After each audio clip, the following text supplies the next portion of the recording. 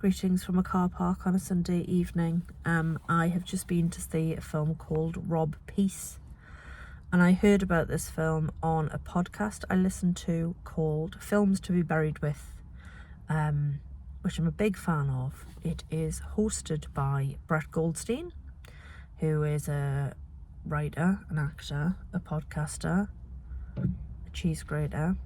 I mean, that's a niche reference. If you've ever listened to Films to be Buried With, you'll completely get that. If you haven't, I just sound nuts.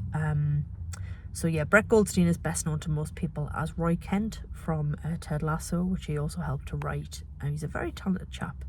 And although this isn't a podcast review show, it's not a show at all, is it? It's a woman in a car park. You're not here for podcast recommendations, but if you love films, you must listen to Films to be Buried With. It's magnificent. So Brett invites people to, he tells them that they've died, and then they choose films. So it's things like first thing you remember seeing, a film that scared you the most, and so on. And one of his most recent guests is an actor I have adored for years. He's a writer, an actor, a director, and his name is Chiwetel Ejiofor. I've been low-key obsessed with him since he played the operative in Joss Whedon's Serenity, which, despite no longer being a big fan of Joss Whedon, I am still a very big fan of Serenity. And I've always really liked Chiwetel Ejiofor. I think he's fascinating. He's an interesting guy, and he's played a lot of very serious roles and Shakespearean roles and sort of hefty, weighty stuff. I mean, he's been in lighter things as well. But he was a guest on Films to be Buried With, and he talked a bit about this film, Rob Peace. So he has adapted it for the screen from a book. He has directed it and he stars in it as well. And I thought, that sounds interesting. If he's chosen it as a project, it's probably a good story. It is based on a true story, so this is a real person. Rob Peace is a real person. And we follow his story starting out, when do we start? The mid to late 80s. We see him as a sort of 7-year-old kid. And we already know he's smart. His parents are no longer together. His parents are played by Chiwetel Ejiofor, who, as I say, also wrote the screenplay and directed it. And his mother is played by Mary J. Blige. And they are separated. His dad's clearly a bit of a, scoundrel feels too harsh, but he's at the, you get the feeling he's a bit rough and ready, tiny bit shady perhaps, but clearly a guy who loves his son. They go back to where his dad lives. They sit outside and they listen to the game on the radio with the old guy who lives in the building. And then very early on in the story, Rob's whole world changes when his father is accused of murder, the murder of 2 women. So I thought the whole film was going to be about proving his dad's innocence. And it's not. There's several times in this film where I'm like, it's a film about this or that, or it's going to go this way, and then it didn't. So it is based on a true story. And it is, at its heart, the story of a very, very smart guy trying to put the talents he's been blessed with, all the knowledge, he's bright and he's got this incredible potential, but he wants to use that to serve his community, which is admirable. His mother is desperate for him to escape the life that he's in, to get out of where they live. I don't actually know where they are. I know the area they're in is called East Orange, but I don't actually know where they are in the States. I never really queried it.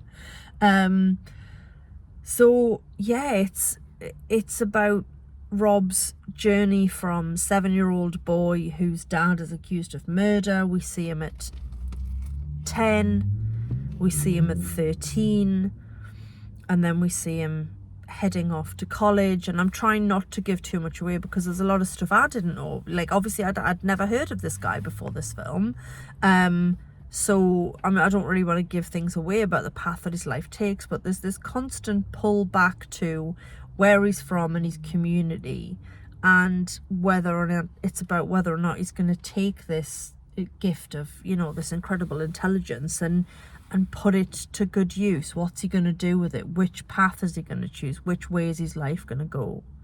So it's kind of in stages. His dad's incarceration and trying to get his dad out, his relationship with his father is a theme that runs all the way through the film. Chiwetel Ejiofor puts in an incredible performance as the dad. I don't think he's capable of a bad performance. He's not always the most likable guy, and you can feel how much Rob loves his father and how much he wants to help him get out. But there are times when he can see that it is holding him back and it's stopping him from living up to his potential, which is frustrating for his mother. But then his father's coming from the angle of, you know, use that big brain of yours to help me. And his dad's probably the one that's instilling in him the importance of his neighbourhood and his community, which is admirable and important. But what if he took that big old brain that kids from his local area perhaps you don't normally have a kid who goes from that sort of background into the sort of education is offered to him. You know, why not then serve your community that way by being, he actually wants to be a scientist. That's what his passion is. That's what he's where his skills lie. So it's really interesting. I don't think it's a perfect film. I think it's a little bit flawed. It maybe meanders a little bit. I didn't know the way it was going to go. So I will say that for it. The performances are really good. The majority of the film, Rob Peace is played by an actor called Jay Will. I've just looked him up and he's been in about 3 things before this. So this is very early on in his career. He was superb. He's a really interesting character, Rob, in that he's, you know, when he gets to college, they don't really know what to make of him. Oh, Newark, that's where they're from. I've just remembered. He's come from Newark, and he's black, and they don't really know what to make of him because he's kind of doesn't really fit anywhere. And I think that's a running theme, as well as his, you know, the background, his dad, his history with his dad. Mary J. Blige's his mum is superb. She's very understated. Obviously she's acted in a lot of things before, and yeah, you just kind of forget because you think of her as Mary J. Blige the singer and all that sort of stuff, and then you forget that actually, yeah, she's this really interesting actress as well. So all the performances were good. It doesn't fall into the trap of sort of a lot of tropes you would expect in this sort of film. It's a little bit I don't want to say schmaltzy. It does sort of go for the big emotion sometimes, but it's an emotional story.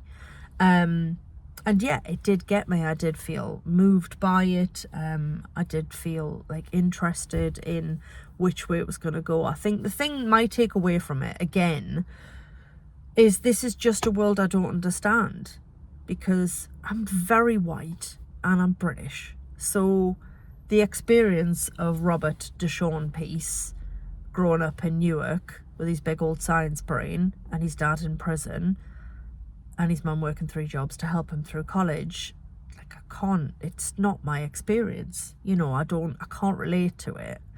And yeah, I mean, it's a really interesting insight into that world, into that struggle. But I can't pretend that I know what he was going through, because I don't. But that is the wonderful thing about cinema. I think Mark Kermode always quotes, what's his face? His name's gone out of my head. Legendary.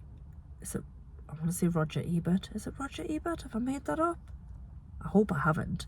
But about cinema being an empathy machine. You know, it makes you feel things. It gives you insights into people's worlds that you wouldn't get to see. So therein lies the beauty and the wonder of cinema.